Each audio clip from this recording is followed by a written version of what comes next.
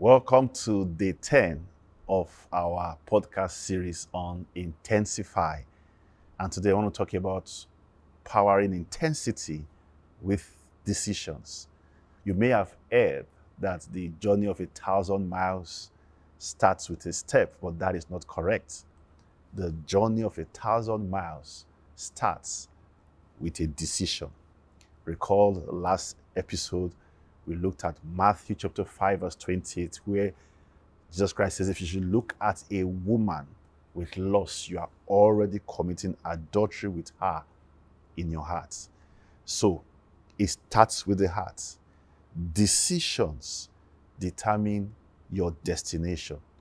Great people are great because they are a product of great decisions. In life, your position will always catch up with your decision. What that means is that you may not be in a very good position right now, but once you are taking the right decisions, it's just a matter of time. Very soon, you will land in a very good position. And I will quickly share 3 examples with you. There's a guy called the prodigal son in the Bible. He had lots of money. He told his father to share his inheritance with him, even before his father died. And he took it and started making bad decisions. He was living an extravagant lifestyle. He had a very lovely position. He had lots of money. But the decision of extravagant living so caught up with him, such that his position caught up with the decision. After some time, he was begging and he was poor. I also recall when I came to Lagos, I always say this, I came to Lagos with a travel bag. But I was taking decisions like a leader. It's just a matter of time. Even though I was courting with somebody, my decisions landed me where I am today.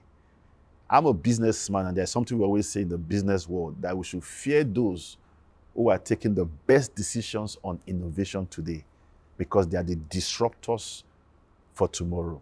So your decisions can land you in a very good position. I can tell where you will be in the next few years by the decisions that you are taking today. For instance, let's talk about decision regarding your location.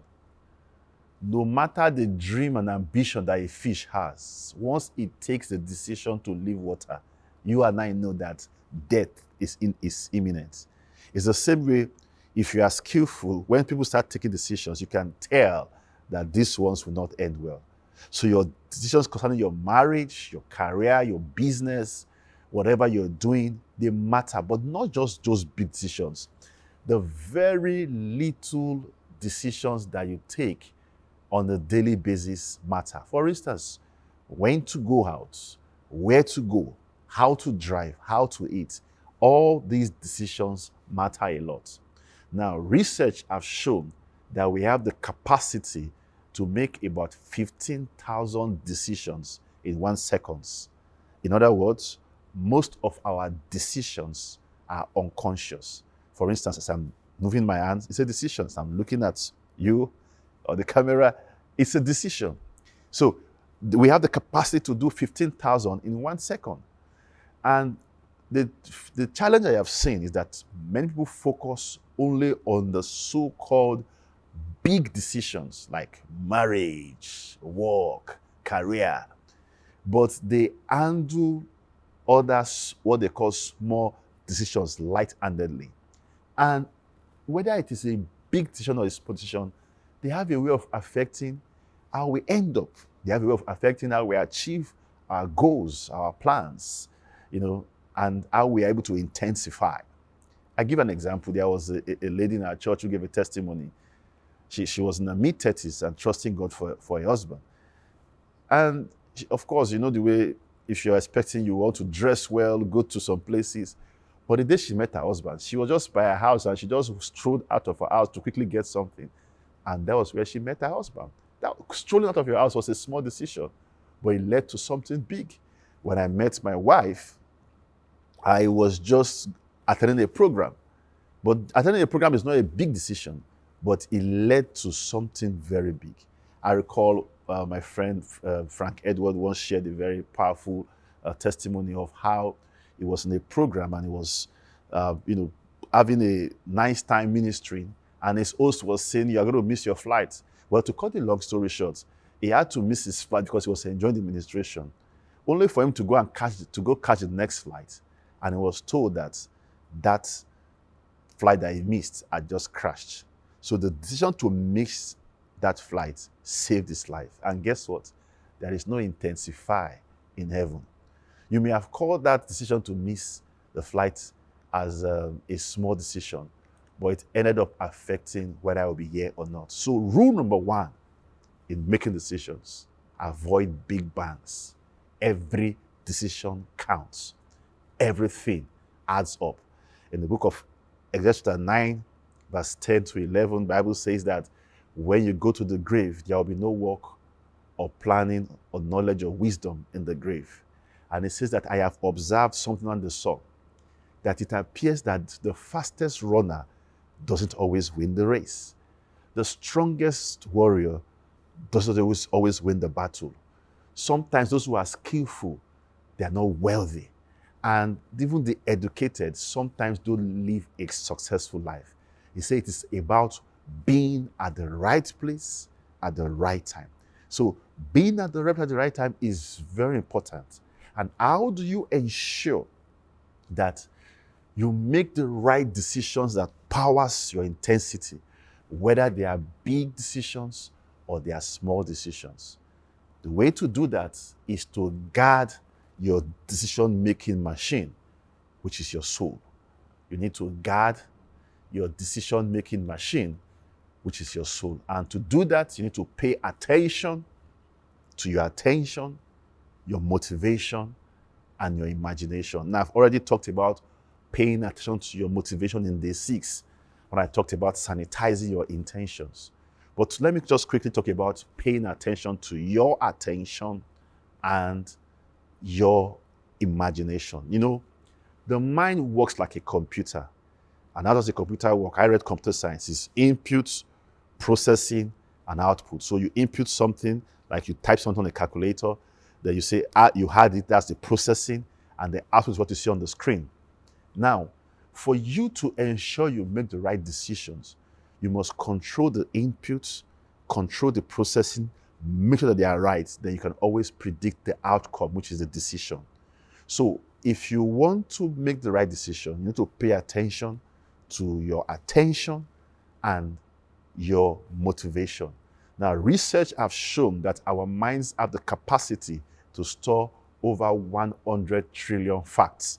That's why everything you've ever been exposed to, they are stored somewhere in your mind. You may not know it. Sometimes it takes somebody to say something and you remember something that happened even while you were still in primary school or in kindergarten, because those things are there.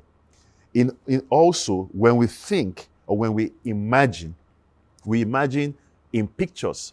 Pastor Kojo said something, my pastor, he said that when somebody say a red Benz, what comes to your mind is not REDBENZ. What comes to your mind is a red car, and you just imagine that. So the Bible says in the book of Proverbs chapter 4 verse 23, guard your heart above all else, for it determines the course of your life. So the guarding of your heart means you are paying attention to your attention. It's like your house. You guard your house with doors and lock. You guard your laptop with password and encryption.